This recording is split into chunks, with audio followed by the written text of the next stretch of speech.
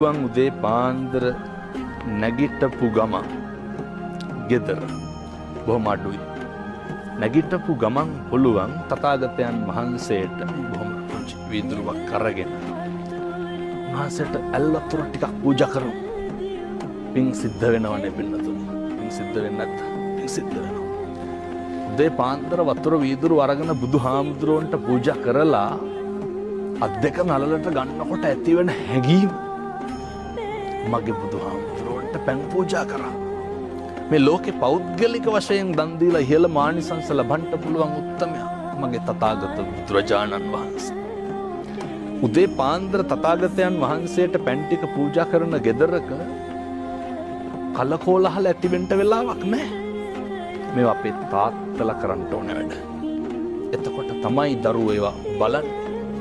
එතකොට තමයි මේ ගෙදර පවුලේ තෘප්තිය රඳා පවතින්නේ. ඕක හෙට ඉඳන් කරන්න. ඕක කරන්න පුළුවන්. ඕක බැරිකමද පින්නතුනි නොකරනකම. ඕකට විනාඩියක්වත් යන්නේ නැහැ. හැබැයි ආනිසංසය බොහොම ඉහළයි.